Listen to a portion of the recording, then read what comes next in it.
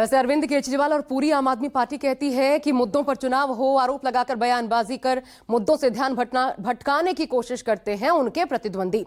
तो फिर अरविंद केजरीवाल का ऐसा बयान क्यों, और इस बयान के मायने दरअसल थे क्या, क्या कहना चाहते थे अरविंद केजरीवाल? देखिए, सोने के हिरण के बहाने उन्होंने बीजेपी पर निशाना साधा कि सोने का हिरण मन को भाएगा, लेकिन अगर उसके पीछे वोटर इसी तरीके से भागे, दिल्ली की जनता भागी, तो वही छल होगा जो सीता जी के साथ हुआ। तो दरअसल बीजेपी को सोने का हिरण बता रहे थे अरविंद केजरीवाल। इसके अलावा बीजेपी की योजनाओं से कोर वोटरों को दूर रखना, आप अपने वोट बैंक को किसी कीमत पर इंटैक्ट रखना चाहती है, ये उसका एक दूसरा तरीका अरविंद केजरीवाल ने। चुनावी हिंदी के आरोपों की काट तलाशना यह भी एक माध्यम था, लेकिन ये उल्टा फंस गए अरविंद केजरीवाल। बीजेपी ने निशाना साधा, फिर चुनावी हिंदू बताया और कहा केजरीवाल को रामायण तक का ज्ञान नहीं है। लेकिन फिर भी देखिए, खुद को हिंदू हितैषी बताने की कोशिश लगातार कर रहे हैं अरविंद केजरीवाल, ताकि क्या हो सके, ताकि दिल्ली के हिंदू वोट बैंक को मजबूत किया जा सके, अपने पक्ष में किया जा सके। लेकिन अब रावण पर बयान आया है, तो इसका असर किस प्रकार का हो सकता है? क्योंकि बीजेपी से मुद्दा बना रही है, बीजेपी को बैठे बिठाए मुद्दा मिल गया है, तो जाहिर अरविंद केजरीवाल निशाने पर है। अब ऐसे में देखिए, चुनावी हिंदू का दावा बीजेपी का मजबूत होगा, तमाम बयान सामने आ रहे हैं और यही आरोप फिर लगाए जा रहे हैं खुलकर। केजरीवाल के रामायण ज्ञान पर सवाल उठाए जा रहे हैं कि ये कैसा सनातनी। इसके अलावा हिंदुओं का एक वर्ग नाराज हो सकता है, बीजेपी को ऐसी उम्मीद है। तो जाहिर है अगर ऐसा होता है तो बीजेपी इस बयान का फायदा उठाना चाहेगी। लेकिन अब बात बीजेपी के मैनिफेस्टो पार्ट 2 की भी करना जरूरी है, जो आज रिलीज हुआ। मैनिफेस्टो पार्ट 1 को अरविंद केजरीवाल ने कॉपी पेस्ट बताया था, आपको याद होगा। कहा था जब केजरीवाल का ही काम करना है तो बीजेपी को क्यों लाना, केजरीवाल का काम केजरीवाल ही बेहतर कर सकता है। तो बीजेपी के इस संकल्प पत्र में दूसरे भाग में क्या है वो भी आपको दिखाते हैं।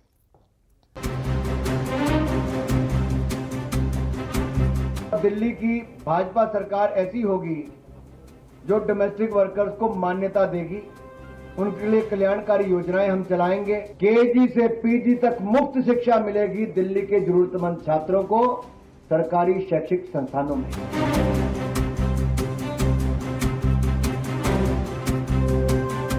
स्कूलों में तो सबको मुफ्त शिक्षा मिल रही है, जरूरतमंदों को थोड़ी मिल रही है, सबको ही मिल रही है। अगर ये लोग आ गए तो मुफ्त शिक्षा बंद कर देंगे। धोबियों के लिए जो लाइसेंस अभी रुके हुए हैं, धोबियों के लिए दोबारा लाइसेंस जारी करने की प्रक्रिया चालू की जाएगी।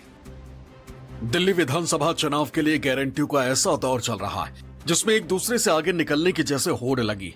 इन गारंटी के जरिए राजनीतिक दल एक दूसरे की काट भी ढूंढ रहे हैं। शायद इसीलिए मंगलवार को बीजेपी ने अपना दूसरा संकल्प पत्र जारी किया, जिसमें दिल्ली वालों को एक से बढ़कर एक गारंटी दी गई।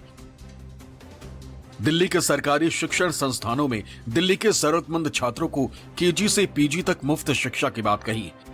दिल्ली में भ्रष्टाचार के खिलाफ जीरो टॉलरेंस नीति अपनाते हुए एसआईटी का गठन किया जाएगा। दिल्ली के युवाओं को प्रतियोगी परीक्षाओं की तैयारी के लिए 15,000 की वित्तीय सहायता देने की गारंटी। घरेलू कामगारों के लिए वेलफेयर बोर्ड, 10 लाख का जीवन बीमा, 5 लाख का दुर्घटना बीमा, उनके बच्चों के लिए छात्रवृत्ति और 6 महीने की paid maternity leave. Auto taxi चालकों के लिए वेलफेयर बोर्ड, 10 लाख का जीवन बीमा, 5 लाख का दुर्घटना बीमा और वाहन बीमा और उनके बच्चों के लिए छात्रवृत्ति। अनुसूचित जाति के विद्यार्थियों को डॉक्टर BR अम्बेडकर स्टाइपेंड योजना के तहत 1,000 रुपए प्रति महीने देने की बात कही गई। अब हमारी कल्पना यह है कि दिल्ली में सरकारी शिक्षण संस्थानों में जो जरूरतमंद छात्र हैं उनको पीजी से लेकर केजी से लेकर पीजी तक की मुफ्त शिक्षा देंगे। केजी से पीजी तक मुफ्त शिक्षा मिलेगी दिल्ली के जरूरतमंद छात्रों को सरकारी शैक्षिक संस्थानों में। जी हां, आपने ठीक सुना, केजी से पीजी तक मुफ्त शिक्षा प्रदान करेंगे जरूरतमंद छात्रों को सरकारी शैक्षिक संस्थानों में। सरकारी शिक्षण संस्थाओं में दिल्ली के जरूरतमंद छात्रों को मुफ्त शिक्षा दी जाएगी। स्कूलों में तो सबको मुफ्त शिक्षा मिल रही है, जरूरतमंदों को थोड़ी मिल रही है, सबको ही मिल रही है।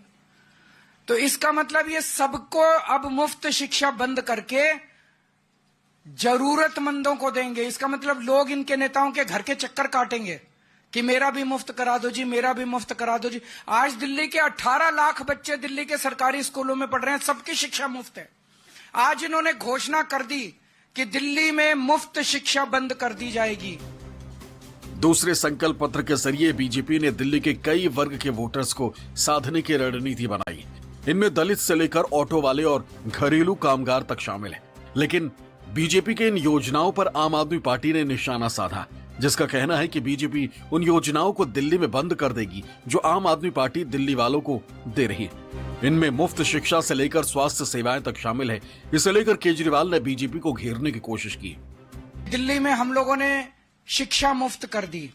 एक एक गरीब के बच्चे के लिए 18 लाख बच्चों के लिए शानदार शिक्षा का इंतजाम किया। अगर ये लोग आ गए तो मुफ्त शिक्षा बंद कर देंगे। हम लोग बार बार कह रहे हैं कि अगर ये लोग आ गए तो मुफ्त इलाज बंद कर देंगे, अगर ये लोग आ गए तो मुफ्त बिजली बंद कर देंगे। अगर इन्होंने पहला संकल्प पत्र 4 दिन पहले जारी किया, उसमें इन्होंने साफ साफ लिखा कि दिल्ली के मोहल्ला क्लिनिक बंद कर दिए जाएंगे। तो दिल्ली के लोगों को जो फ्री इलाज मिल रहा है, वो फ्री इलाज दिल्ली के लोगों का आज जो दिल्ली के लोगों को मिल रहा है दिल्ली के मोहल्ला क्लिनिक अस्पतालों में, वो बंद कर दिया जाएगा। दिल्ली के युवाओं के लिए राज्य की विभिन्न प्रतियोगी परीक्षाओं की तैयारी में उनको सक्षम बनाने के लिए एक मुश्त 15,000 रुपए की वित्तीय सहायता प्रदान करेंगे, ताकि वो प्रतियोगी परीक्षाओं के लिए अच्छी तैयारी कर सकें, उनके मां बाप पर कोई बोझ ना बने, हमारे दिल्ली के युवा शानदार रिजल्ट दे सकें। बीजेपी के दोनों संकल्प पत्र लोक लुभावन हैं, जिनमें गरीबों को केंद्र में रखकर योजनाएं बनाई गई। मकसद साफ है, दिल्ली के उन वोटर्स को टारगेट किया गया है जो आम आदमी पार्टी का कोर वोट बैंक, और मुफ्त की योजनाओं की वजह से बीते 2 चुनाव से एक तरफा आम आदमी पार्टी को वोट करता रहा। हालांकि योजनाओं के ऐलान के मामले में आप भी पीछे नहीं। बीते करीब 1.5 महीने से लगातार योजनाओं की घोषणा की जा रही। इसी कड़ी में मंगलवार को अरविंद केजरीवाल ने धोबी समुदाय के लिए धोबी समाज कल्याण बोर्ड के गठन का ऐलान किया। मैं ऐलान करता हूं कि दिल्ली में अलग अलग कॉलोनियों में जो थड्डे हैं, प्रेस थड्डे हैं, थड़े होते हैं ना जहां पे प्रेस करते हैं, उनको नियमित किया जाएगा, उनको रेगुलराइज किया जाएगा। अभी वो रेगुलराइज कई जगह नहीं है, जिसकी वजह से प्रशासन की तरफ से, पुलिस की तरफ से उन लोगों को तरह तरह की प्रताड़ना की जाती है। दिल्ली में आम आदमी पार्टी की सबसे बड़ी ताकत मुफ्त की यही योजनाएं रही हैं जो गरीब मध्यम वर्ग को सीधा प्रभावित करती हैं। मुफ्त की इन्हीं योजनाओं में इस बार आम आदमी पार्टी ने इजाफा किया है, लेकिन अब की बार इनकी काट के लिए भाजपा ने भी संकल्प पत्र जारी किया है। पैरेलली कैसे उसे डिजाइन किया गया है और समराइज करके मैं आपको जल्दी जल्दी दिखाती हूं। देखिए, आम आदमी पार्टी की योजना है महिलाओं को 2100, तो बीजेपी कहती है 400 बढ़ाकर हम 2500 देंगे। इसके बाद दूसरी योजना फ्री बिजली पानी की बात तो कहा गया कल्याणकारी योजनाएं जारी रहेंगी, भाजपा ने कहा, लेकिन अटल कैंटीन और 5 रुपए में भरपेट भोजन भी देंगे झुग्गी बस्तियों में। तीसरी, स्वास्थ्य को लेकर संजीवनी योजना आम आदमी पार्टी की, तो आयुष्मान भारत योजना लागू की जाएगी जो बंद रही अरविंद केजरीवाल के कार्यकाल में। बीजेपी ने कहा बुजुर्गों को 2500 प्रति महीने पेंशन देंगे, तो वहां पर 500 रुपए बढ़ाकर 3000 रुपए प्रति महीने पेंशन की बात कही गई है। अब आइए छात्रों को लेकर दिल्ली में सबको मुफ्त शिक्षा की बात, तो केजी से पीजी तक जरूरतमंदों को मुफ्त शिक्षा की बात भाजपा ने की है। ऑटो टैक्सी ड्राइवर्स के लिए देखिए, ऑटो चालकों को 10 लाख बीमा, ऑटो टैक्सी वालों को 10 लाख रुपए बराबर जीवन बीमा देने की बात कही गई है। दलित छात्रों को लेकर भी विदेश में मुफ्त शिक्षा की बात है, तो उधर 1000 रुपए प्रति माह स्टाइपेंड देने की बात कही गई है। अब बीजेपी ने इस बार आम आदमी पार्टी की मुफ्त की हर योजना की इस तरीके से काट कुछ ढूंढ निकाली है, लेकिन किसकी मुफ्त वाली गारंटी पर जनता भरोसा करेगी? केजरीवाल का जादू चलेगा जैसा खुद वो कहते हैं, या बीजेपी इस बार सत्ता बदलने में कामयाब होगी? लड़ाई कांटे की है, दिलचस्प है और दमदार भी है। फिलहाल बस इतना ही, एक छोटा सा ब्रेक, देखते रहिए न्यूज़ 24।